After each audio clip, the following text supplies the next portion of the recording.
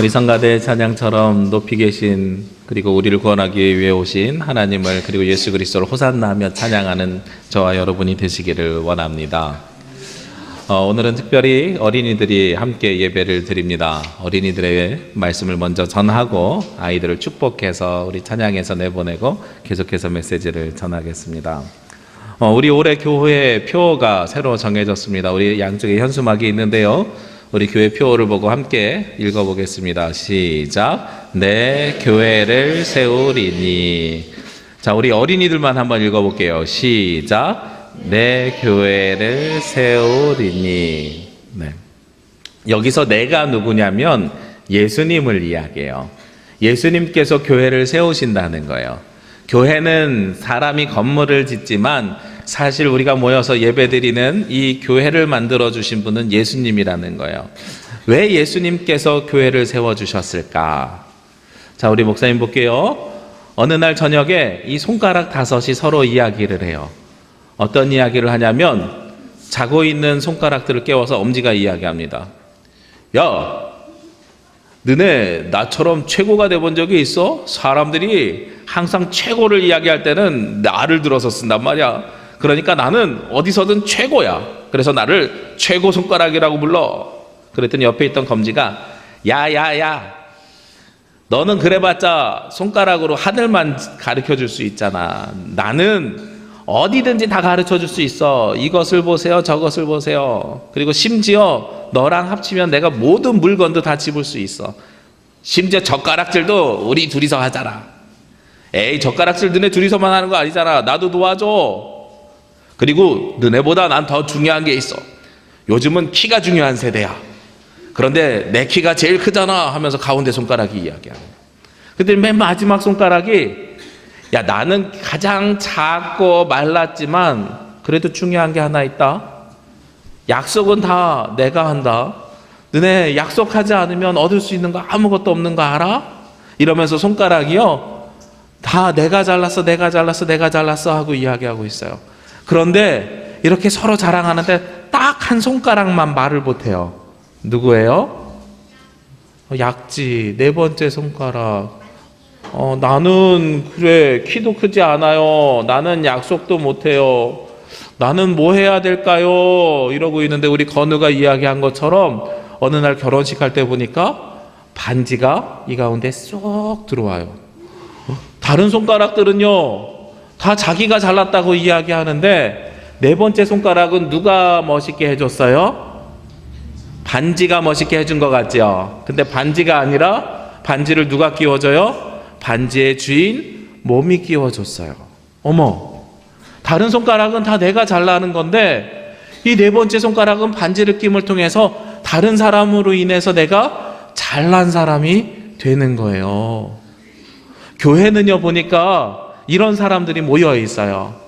그래서 최고인 사람도, 누군가를 잘 가르쳐주면서 인도하는 사람도, 키가 큰 사람도, 약속을 하는 사람들도 있는데, 그런데 동시에 가장 약하고 쓸모없는 것처럼 보이지만 다른 사람이 나를 빛나게 해주는 사람도 그 가운데 있더란 말이에요.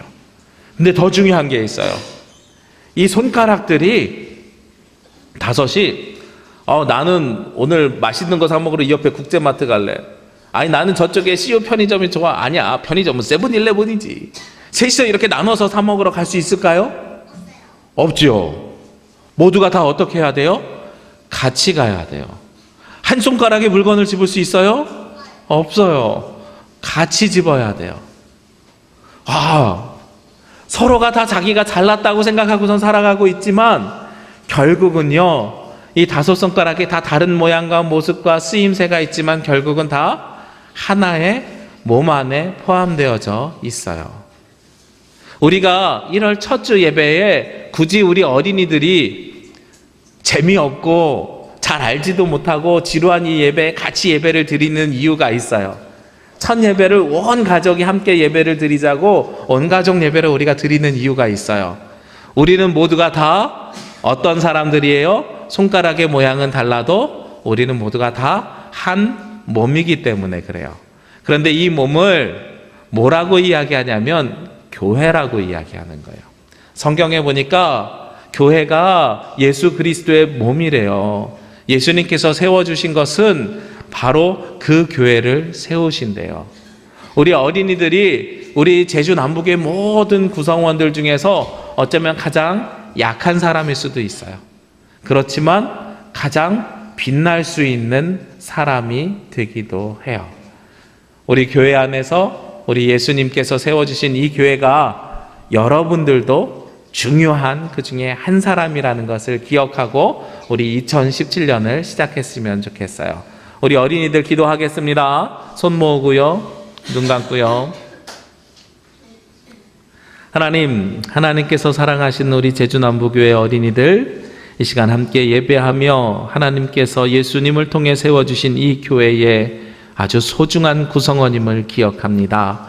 우리 한 영혼 한 영혼 머리 위에 예수님께서 친히 안수하여 주셔서 새롭게 시작되는 2017년 새로운 학년에 가고 또한 어떤 친구는 새로운 학교에 입학을 하지만 그럼에도 좋은 선생님들과 좋은 친구들과 무엇보다도 좋은 가정에서 그리스도 안에서 살아가는 귀한 어린이들 되게 해 주세요. 이 모든 말씀 예수님의 이름으로 기도합니다. 아멘.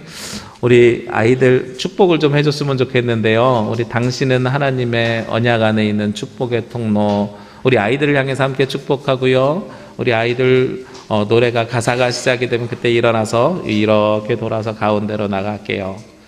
우리 옆에 계신 분들을 통해서 많은 분들이 하나님 앞에 예배하는 일이 2017년에 벌어지기를 원합니다. 네, 우리 아이들 너무나도 귀엽죠? 아이들이 아직 예배가 뭔지를 잘 모르고 그리고 어른들이 하는 걸 구경해야 된다고 생각하는데 1년에 몇 번 안 되지만 예배 참여자로 함께 참여하는 것이 꽤 의미가 있는 것 같아요.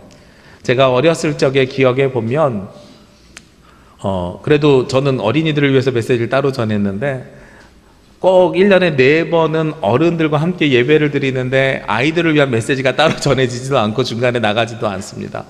저도 어렸을 때 처음에 이거 왜 하나, 왜 이렇게 재미없게 있나 이렇게 이해를 하고 있었는데요. 나중에 성장해서 보니까 아이들만의 예배를 드리다가 아이들이 정작 매주 이 예배를 드려야 되는 그 시기에 청년이 되고 어른이 되었을 때에 이 예배에 적응을 못하는 일이 생기게 되더라고요. 얼마나 안타까운 일입니까? 우리가 신앙으로 아이들을 믿음으로 키웠는데 그 아이들이 나중에 예배에 적응하지 못한다면 너무나도 속상한 일이 될 것 같습니다. 우리 아이들도 교회의 귀한 구성원입니다. 교회의 모든 사람들이 귀한 구성원입니다. 오늘 말씀은 내 교회를 세우리니 하면서 예수님께서 말씀하신 건데요. 내 교회를 이루어가는 모든 사람들이 우리가 하나의 지체라 그래서 예수 그리스도께서 세우신 교회를 이루어가는 사람들입니다. 이 표어는요, 2017년을 시작하면서 우리 한국기독교장로회 총회가 종교개혁을 맞이해서 전체가 함께 사용하는 표어입니다. 그런데 저도 이 표어가 교단에서 사용해서 그냥 사용하는 것이 아니라 개인적인 마음으로는 종교개혁 500주년을 맞이해서 온 표어인데요. 종교개혁 500주년을 맞이하면서 우리의 신앙도 갱신이 되었으면 좋겠다 하는 바람이 있고요. 그리고 우리가 개혁을 이루어서 벌써 내년이죠. 2018년을 보니까 우리 제주 남부교회가 60주년이 되는 해예요. 그래서 60주년 새로운 교회의 사명을 위해서 우리가 준비하는 올 한 해가 되었으면 좋겠다. 그를 위해서 예수 그리스도께서 세워진 교회의 본질을 찾아가는 한 해가 되었으면 좋겠다 하는 마음으로 이 표어를 받아들였습니다. 오늘 내 교회를 세우리니 하는 이 말씀의 주체는 누구냐면 바로 예수 그리스도입니다. 예수님께서 교회를 세운다고 말씀하셨는데 어디에다가 교회를 세운다고 말씀하셨을까요? 요즘 제주에서 뜨는 삼화지구 뭐 이런 데가 그런 데가 아니고 예수님께서 세우시는 교회는 어디냐면 오늘 마태복음 16장 18절 말씀에 보면 바로 그 앞에 있는 말씀이 있는데요. 18절에 또 내가 내게 이르노니 너는 베드로라 내가 이 반석 위에 하고 나서 내 교회를 세우리니 하는 말씀이 나와요. 그러니까 예수님께서 교회를 세우시는데 그 교회를 어디다 세우냐면 반석 위에 세우는데 그 반석이 누구였어요? 베드로였어요. 근데 이 베드로가 그냥 예수님의 1등 제자여서 베드로 위에다가 교회를 세운다고 말씀하신 것이 아니라요. 그 위에 있는 16절 말씀에 보면 아주 유명한 성경 구절이 나옵니다. 베드로가 예수님을 고백합니다. 우리 16절 말씀 함께 읽겠습니다. 시몬 베드로가 대답하여 이르되 주는 그리스도시요 살아계신 하나님의 아들이시니라. 베드로가 먼저 고백했어요. 예수님을 뭐라고 고백합니까? 주는 그리스도시요 살아계신 하나님의 아들입니다. 즉 우리를 구원할 구원자이며 메시아입니다 하고 베드로가 먼저 고백한 거예요. 그러니까 교회를 예수님께서 세우시는데 아무데나 세우시는 것이 아니라, 아니면 예수님의 1등 제자 위에만 세우는 것이 아니라, 교회는 누구 위에 세워집니까? 주는 그리스도시요 살아계신 하나님의 아들입니다 하고 고백하는 자들에게 세워지는 거예요. 우리가 신앙을 갖는다는 것, 교회에 다닌다는 것은요, 예배에 나오고 제주 남부교회에 등록카드를 내고 여기에 적을 둔다는 게 아니라, 우리가 더욱더 중요하게 기억해야 되는 사실이 하나 있는데, 우리의 입술을 통해서, 우리의 마음을 통해서 끊임없이 고백이 되어져야 되는 거예요. 주는 그리스도시요 살아계신 하나님의 아들입니다 하는 이 고백이 살아있어야 바로 우리가 우리 위에 예수님께서 세워주시는 교회가 형성이 되는 겁니다. 이 고백이 사라지면 그것은 교회가 아니라요, 친목단체이고 종교단체로 전락해 버리게 됩니다. 저는 이 단어를 주는 그리스도시요 살아계신 하나님의 아들입니다 하는 이 말을 좀 바꿔서 표현하고 싶어요. 어떻게 표현하고 싶냐면 예수 그리스도를 찾는 이들이다 라는 표현을 하고 싶어요. 지난 연말에 제주에 있는 네 분의 목사님들, 요즘 한 달에 한 번씩 저희가 모여서 공부하는 모임이 또 하나 생겼는데, 종달교회 이재성 목사님, 대륜교회 김대원 목사님, 이은교회 최덕한 목사님이랑 네 명이서 만든 것이 하나 있어요. 하나님 나라 복음 네트워크 뭐 이런 걸 만들었어요. 왜 그걸 만들었냐면 무슨 뭐 네트워크 다단계를 하겠다는 이야기가 아니고요. 우리가 성경에서 이야기하는 복음의 본질이 하나님 나라에 들어가는 것인데, 이 하나님 나라가 도대체 무엇인가를 우리가 깊이 있게 말씀을 통해서 준비하고 나눴으면 좋겠다. 그런데 하나님 나라에는 누가 들어갈까 하는 것을 말씀을 통해서 찾아보았더니, 하나님을 찾는 사람, 예수 그리스도를 찾는 사람들이 들어가는 거예요.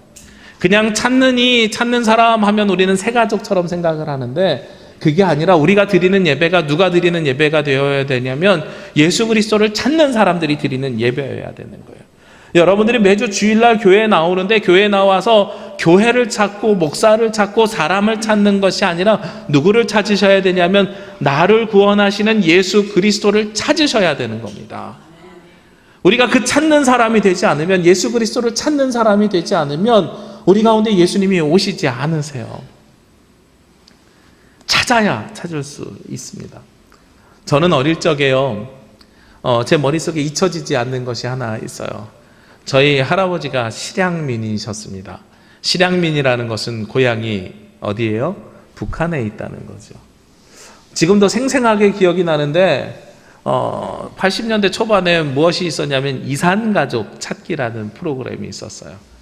다른 게 나오는 게 아니에요. TV에서요 이렇게 판때기 들고 누구 찾습니다 하면서 이렇게 화면 쭉 보여주는 장면이 나와요.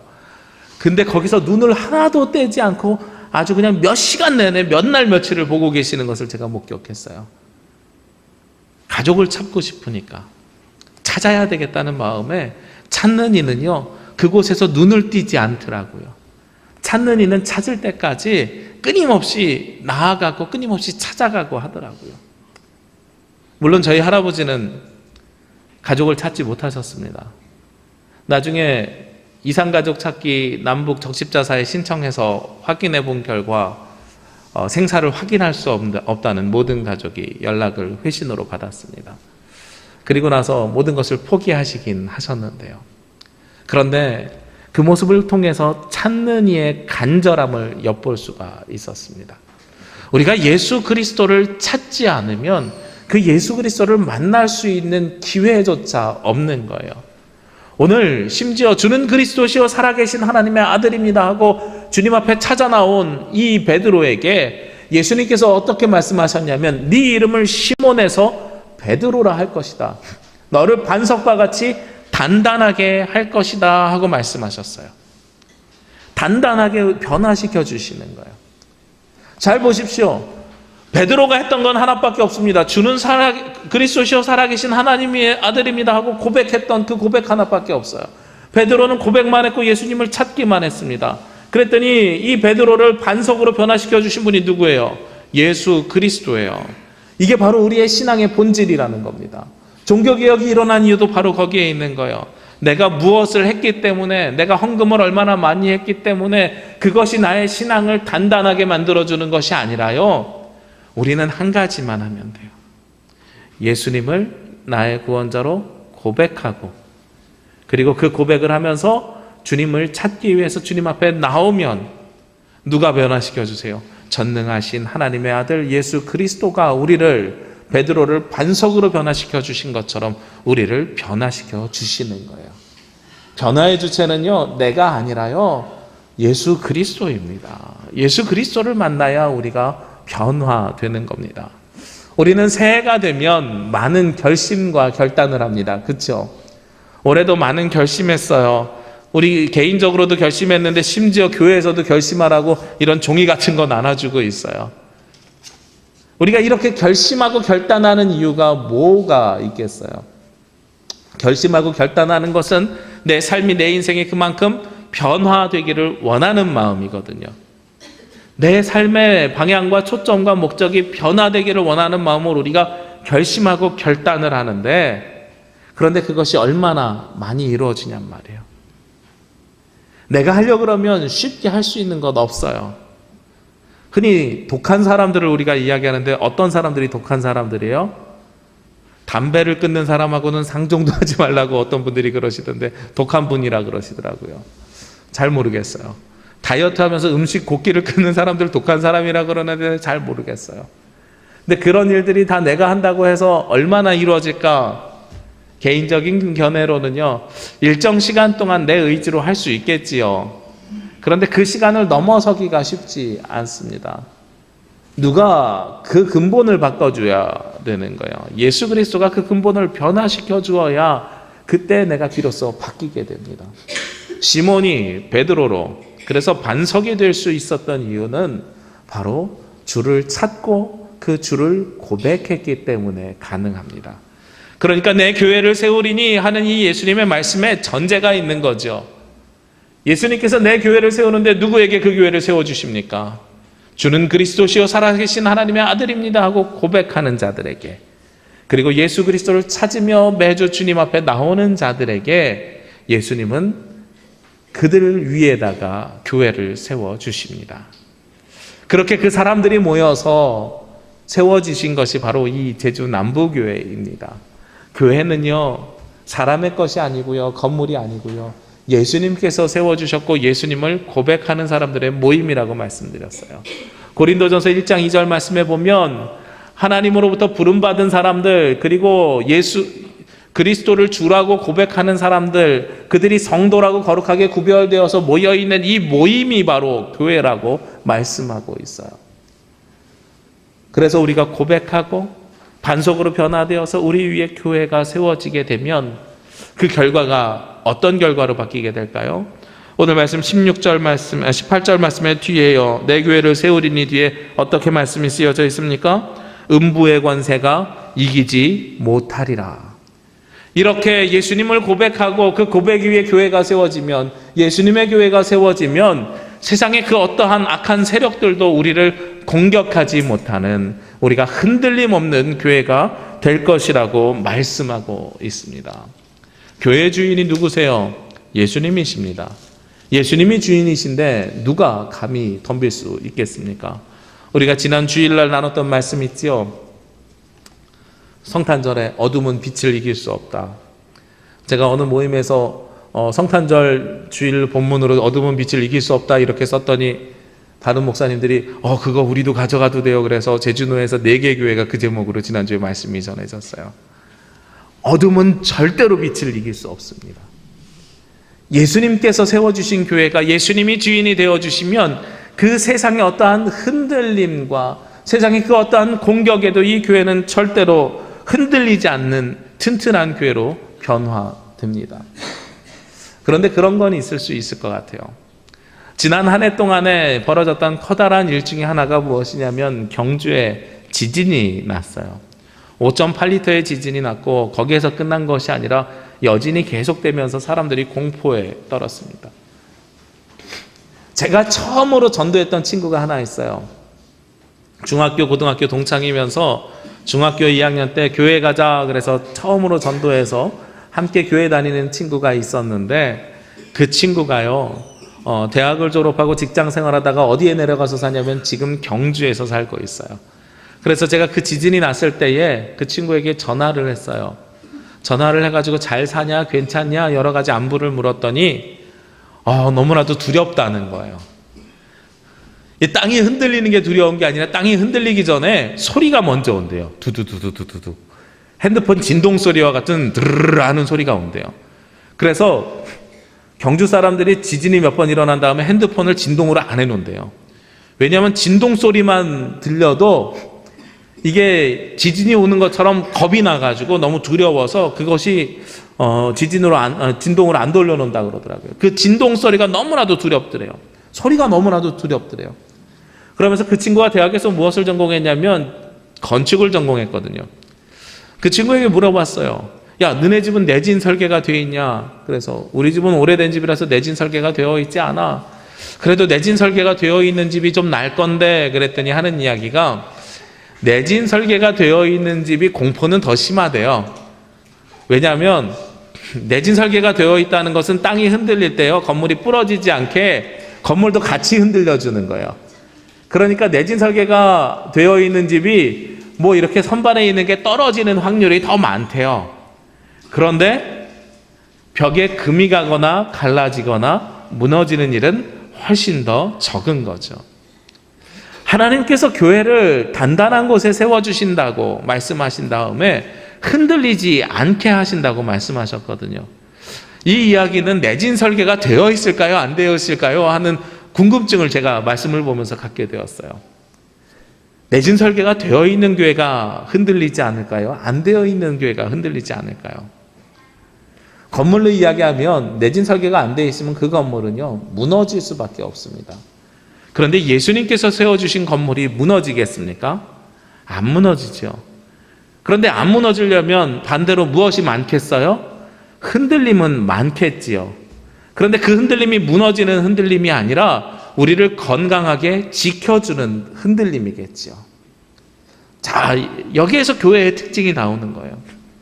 우리 교회도 내진 설계가 되어져 있는 교회라고 가정한다고 하면, 그래서 예수님께서 반석 위에 굳건하게 세워주셨는데 음부의 권세가 우리를 흔들지 못할지만 그래도 불구하고 우리가 전혀 미동도 하지 않는 교회일까?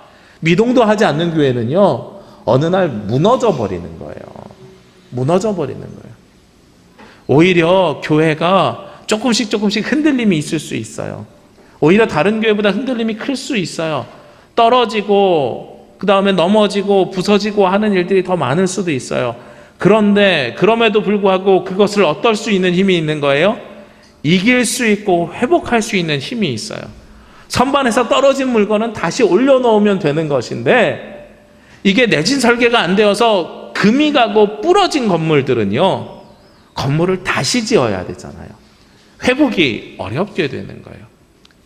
하나님께서 예수 그리스도를 통해서 우리에게 교회를 세워주신다고 하는 것은 교회가 평화롭고 아무런 일이 안 생기는 게 아니에요. 교회 안에서 때로는 무슨 문제가 좀 생기고, 때로는 서로 상처도 생기고 아픔도 생기고 넘어짐도 있을 수 있어요. 그러나 그 모든 것들을 그러한 흔들림 속에서도 무너지지 않고 다시 세워서 회복해 가는 그 힘, 그게 바로 예수님께서 세워주신 교회의 모습이라는 거예요. 제가 예전에 케이블 TV CTS PD님과 좀 친했었을 때가 있습니다.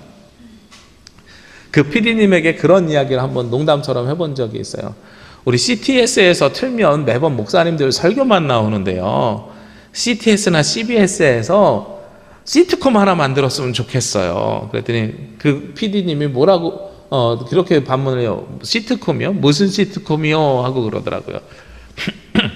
그래서 제가 말씀드리기를, 교회에서 보니까 참 재미있는 에피소드들이 많아요. 그런데 어느 교회나 다 비슷한 에피소드들이 있어요. 대부분이 다 오해에서 시작하고 오해 때문에 서로 말들이 만들어지면서 그 결론이 참 희한하게 나거든요. 그런데 이 일이 우리 교회만 있는 게 아니라 한국 교회 전체적으로 있다는 걸 방송을 통해서 좀 알려줬으면 좋겠어요. 우리가 시트콤이라는 게 보면 드라마인데 재미있는 드라마잖아요. 웃음의 요소가 있는 엉뚱한 드라마잖아요. 그런데 그 엉뚱한 요소가 대부분 어디서 에피소드들이 시작이 돼요? 오해, 과대망상, 혹은 나 혼자서의 상상에 의해서 그 모든 에피소드들이 발견이 되죠. 교회도 그런 일들이 많은 거예요. 하나님께서 세워주신 교회가 무너지지 않고 흔들릴 때는요, 넘어지는 일이 있고 상처들이 생겨날 때는 다 그런 일들 때문에 생겨나게 되는 거예요. 건물이 무너질 것 같은 큰 일이 생겨서 되는 게 아니라 오해와 상상과 서로 의견의 조그마한 차이들이 나중에 간극이 벌어져서 웃음 것처럼 해프닝처럼 생겨나게 되는 게 교회의 모습들이라는 거죠. 그렇게 세워진 교회가, 예수님으로 인해서 그리스도를 고백하는 사람들을 위해 세워진 이 교회가 흔들림이 없는 데서 끝나는 게 아니더라고요. 오늘 읽지는 않았습니다만 그 뒤에 있는 19절 말씀에 보면 굉장히 중요한 사명을 교회에서 부여받습니다. 19절 말씀에 내가 천국 열쇠를 내게 주리니 땅에서 무엇이든지 매면 하늘에서도 매일 것이요 내가 땅에서 무엇이든지 풀면 하늘에서도 풀리리라, 이렇게 말씀하고 있습니다. 천국 열쇠를 내게 주리니 누구에게 주셨어요? 베드로에게 주셨어요. 그렇죠?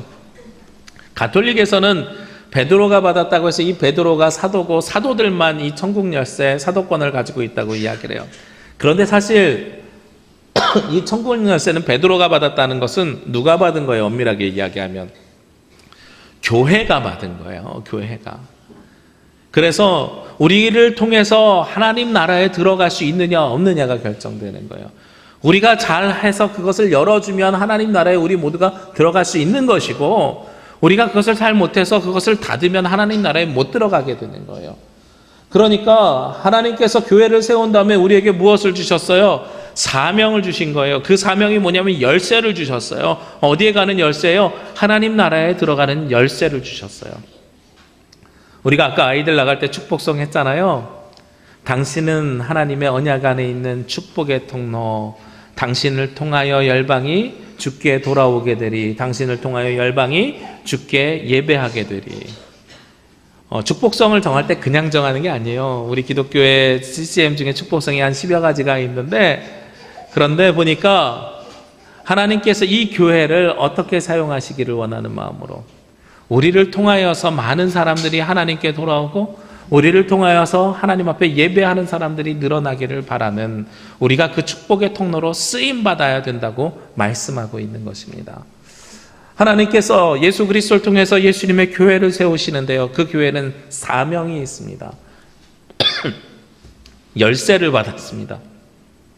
우리를 통해서 하나님 나라에 갈 수 있느냐 없느냐가 결정되는 것입니다. 그러니 너무나도 소중하고 중요한 일이 아니겠습니까? 우리 2017년을 시작하는데요, 이 말씀을 기억해 주시기를 원합니다. 오늘 주신 말씀처럼 우리가 예수님의 교회를 세워가는 한 해가 되기를 원하는데, 이 예수님께서 세우시는 이 교회는 예수 그리스도를 그리스도라고 고백하는 찾는 이들이 주님 앞에 나올 때에 그들을 반석으로 변화시켜 주셔서 예수님이 친히 교회를 세워주시고, 그리고 세워주신 그 교회가 세상의 그 어떠한 공격에도 흔들림 없게 견고하게 만들어 주시고, 그리고 그 교회에다가 사명을 부어주시는데, 우리를 통해서 하나님 나라에 들어갈 수 있는 영혼들을, 그리고 우리를 통해서 열방이 주님 앞에 돌아올 수 있는 기회를, 열쇠를 우리에게 주셨다는 것을 기억하시기를 원합니다. 그것이 2017년 우리에게 주신 하나님께서 사명이고 우리가 살아가야 될 목적과 방향입니다. 주는 그리스도시요 살아계신 하나님입니다 하는 고백이 여러분 가운데 있길 원하고, 그 고백을 하며 주님을 찾으러 매주 나오시는 우리 성도들이 되시길 원하고, 그렇게 세워주신 교회를 통해서 세상에서 흔들림 없으며, 그렇게 세워주신 교회를 통해서 하나님 나라의 문을 여는 열쇠의 사명을 받는 제주 남부교회와 우리 교회에 속한 모든 성도들이 되시기를 주의 이름으로 기도합니다. 기도드리겠습니다. 하나님께서 우리에게 주를 고백할 수 있는 기회를 허락하시니 감사합니다. 우리를 반석으로 삼아주셔서 우리 위에 교회를 세워주시니 감사합니다. 세워주신 교회 안에 있을 때에 음부의 권세가 이기지 못하도록 우리를 굳건하게 지켜주시니 감사합니다. 이제는 우리가 누리며 살아가오니 그 사명을 받아 살아가는 자들로 변모되게 하여 주옵소서. 베드로에게 주셨던 천국 열쇠를 우리에게도 허락하여 주셔서 우리 제주 남부교회를 통하여 하나님께 영광 드리는 교회 되게 하여 주옵시고, 우리 제주 남부교회를 통하여 주님 앞에 돌아오는 자들이, 주님 앞에 예배하는 자들이 날로 차고 넘칠 수 있도록 인도하여 주시옵소서. 이 모든 말씀 예수님의 이름으로 기도합니다. 아멘.